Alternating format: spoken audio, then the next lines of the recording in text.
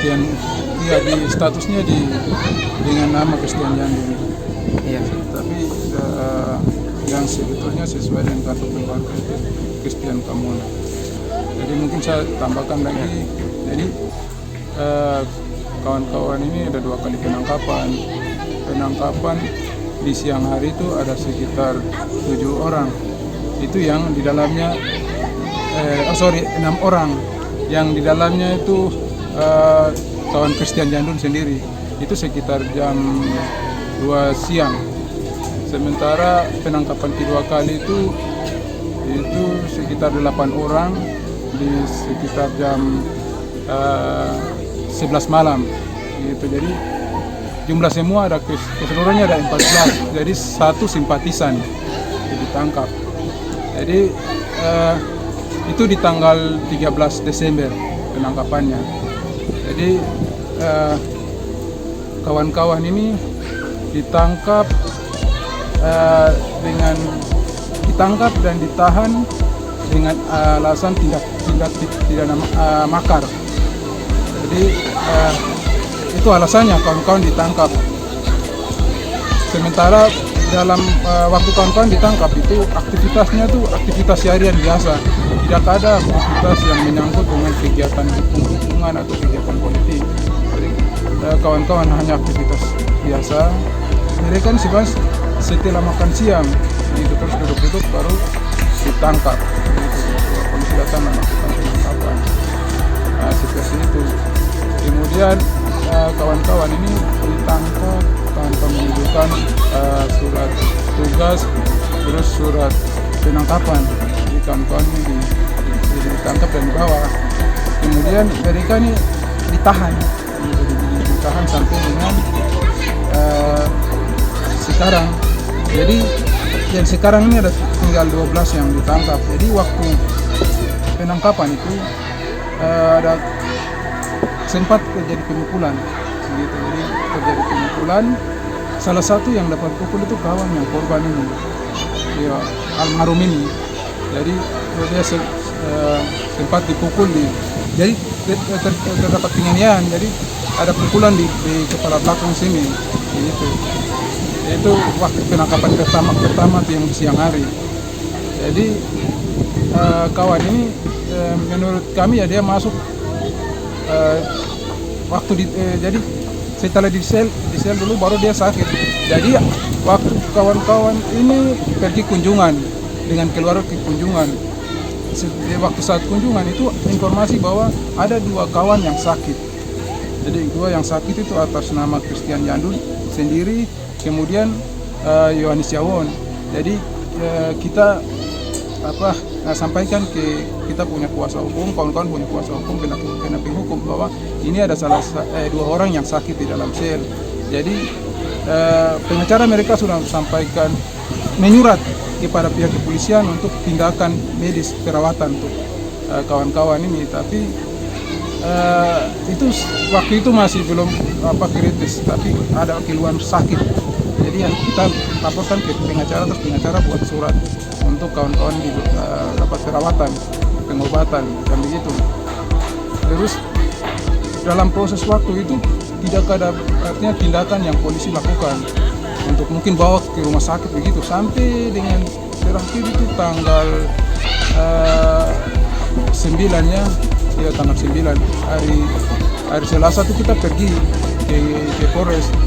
Sampai di sana ternyata kawan ini polisi sudah antar ke rumah sakit Ayer kayak gitu. Jadi ke rumah sakit Ayer itu tanggal 8 hari Senin itu malam.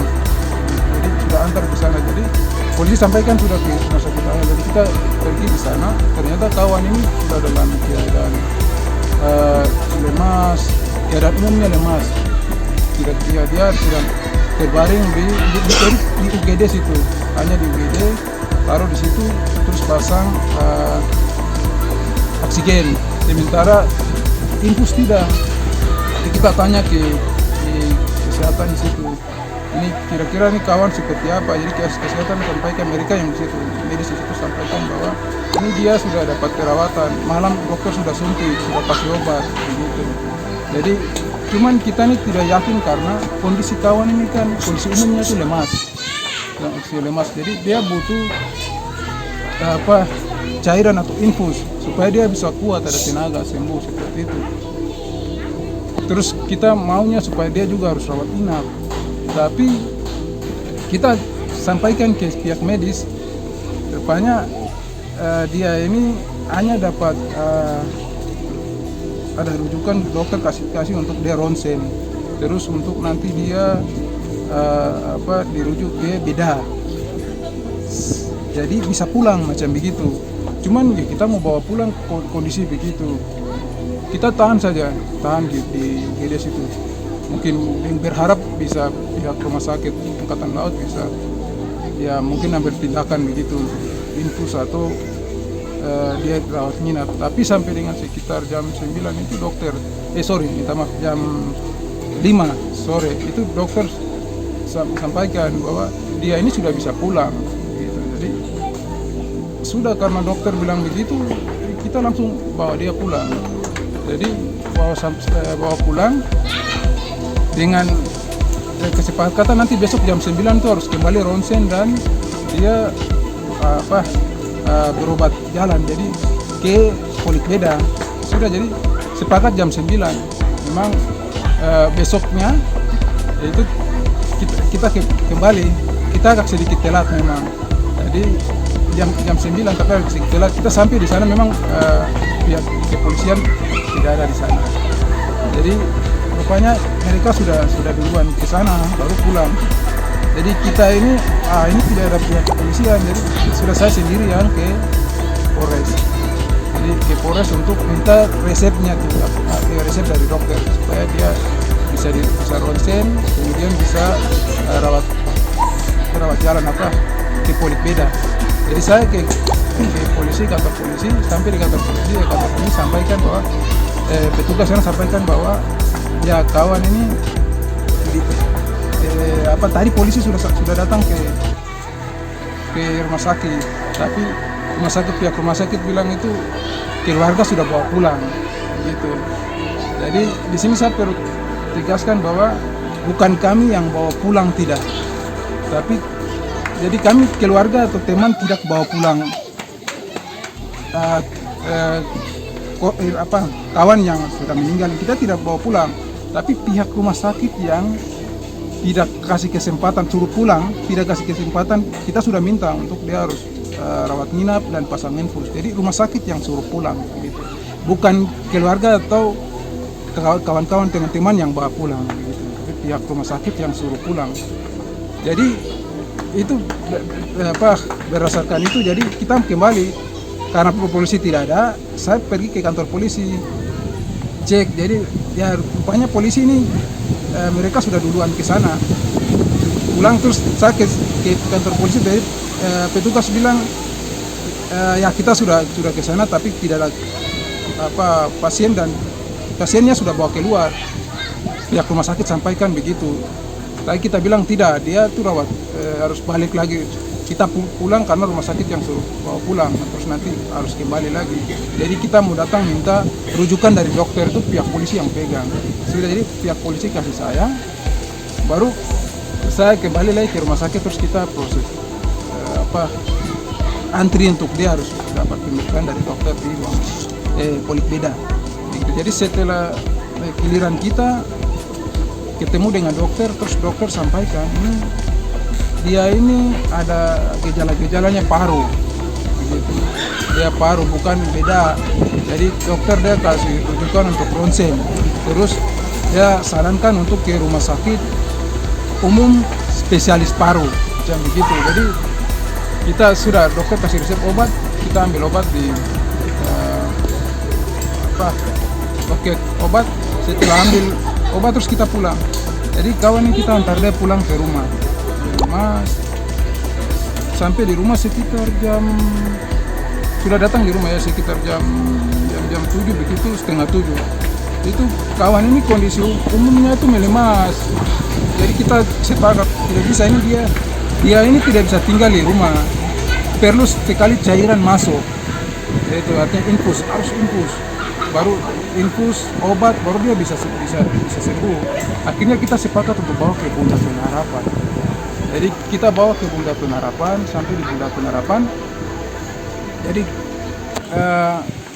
dokter tanya, ini dia riwayatnya apa? Karena siangnya kita sudah bawa ke rumah sakit AL, dokter sampaikan bahwa dia ini ada gejala paru. Itu kita sampaikan ke pihak rumah sakit Bunda Pengharapan bahwa dia ada gejala paru macam itu.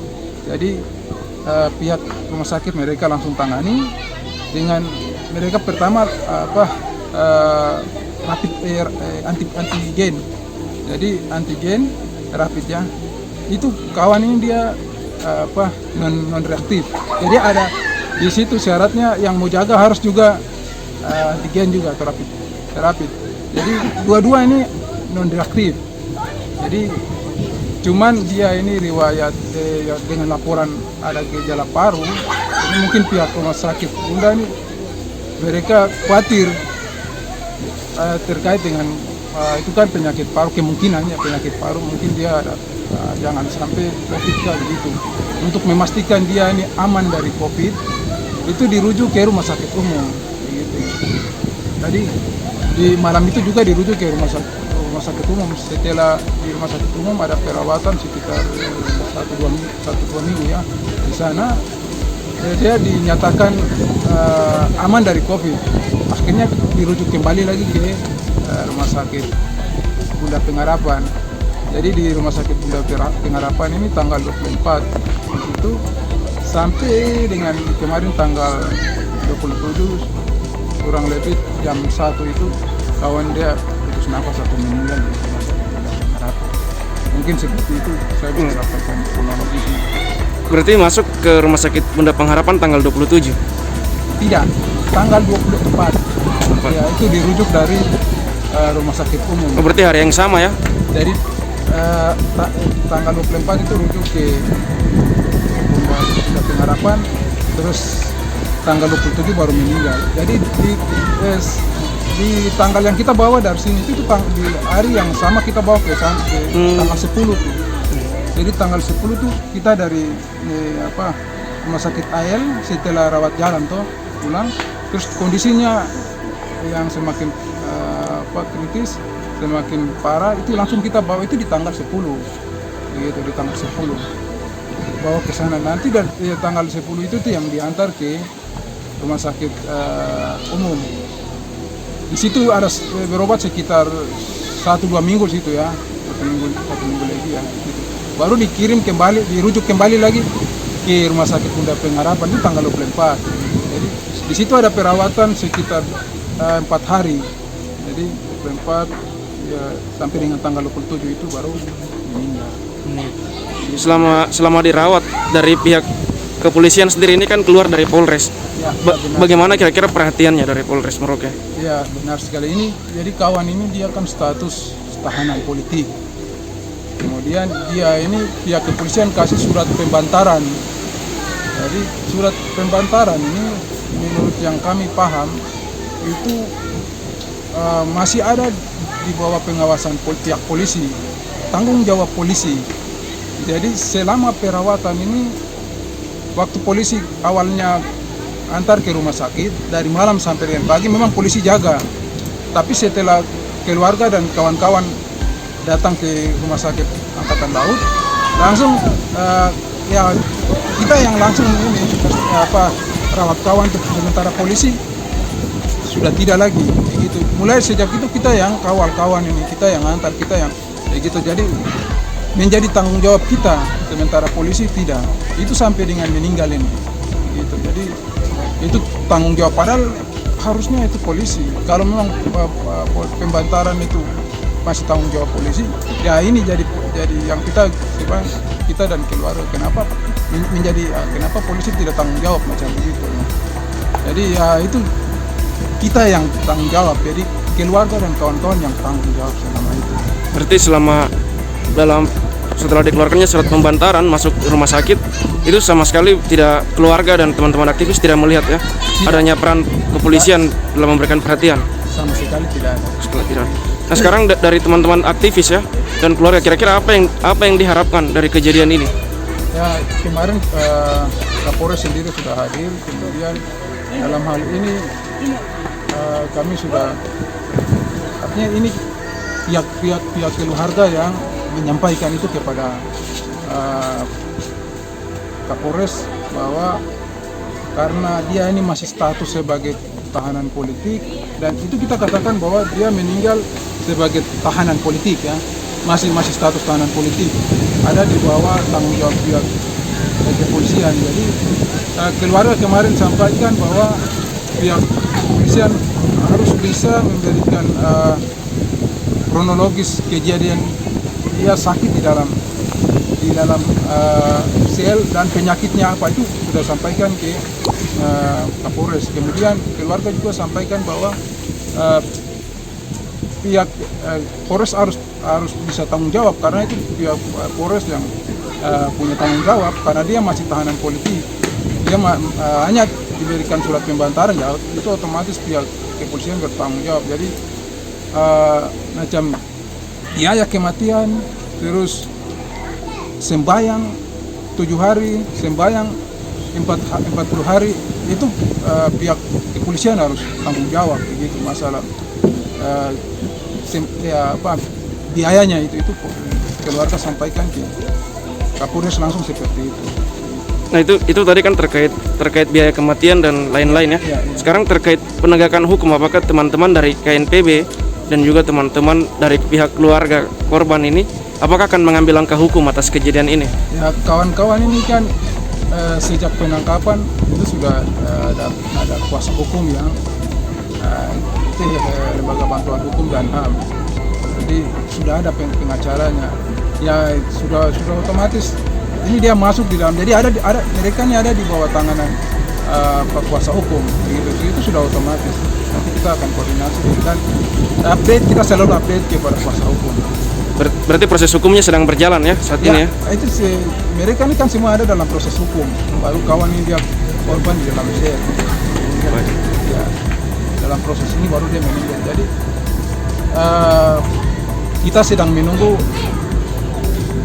pihak kepolisian untuk mereka limpahkan ke kejaksaan, kemudian nanti kejaksaan ke pengadilan, terus untuk proses sidang fakta atau pembuktian kawan-kawan itu sedang jadi kami sedang menunggu pihak kepolisian sendiri dalam hal ini melengkapi data-data dan mereka limpahkan ke kejaksaan. Nah itu jadi proses hukumnya sedang berjalan. Ada lagi disampaikan? Saya pikir itu dulu. Kami tambahkan bahwa untuk kepada pihak kepolisian bahwa kami dari organisasi bersama dengan kawan-kawan kami sudah percayakan kepada kuasa hukum untuk proses hukum ini akan berjalan.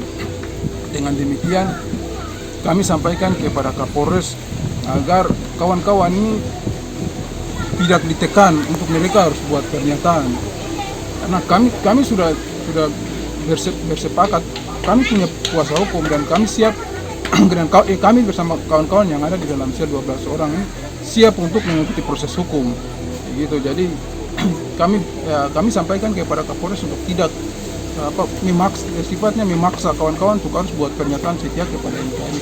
Jadi tidak boleh lagi ada tekanan atau intimidasi yang sifatnya memaksa, itu kami berharap tidak boleh lagi.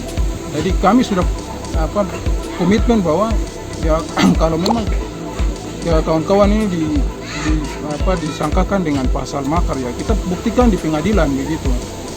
Jadi kami sudah siap pengacara. Nanti fakta pengadilan yang memastikan bahwa kawan-kawan ini bersalah atau tidak. Jadi ya kami tekan lagi, tidak boleh lagi ada sifatnya memaksa untuk buat pernyataan itu. Bagi kami itu ya, sudah melanggar, karena kawan-kawan punya hak untuk menentukan mereka mau seperti ini atau seperti itu sikapnya sudah tidak perlu lagi memaksa. Jadi itu yang mungkin kita sampaikan kepada pihak kepolisian supaya kawan-kawan ini tidak ditekan, tidak dipaksa untuk terus menerus untuk mereka harus buat pernyataan. Jadi kami sudah komitmen untuk ya proses hukum harus berjalan. Kita percaya sama proses hukum yang berlangsung ya. Ya, begitu sih. Baik, terima kasih. Saya pikir begitu. Terima kasih.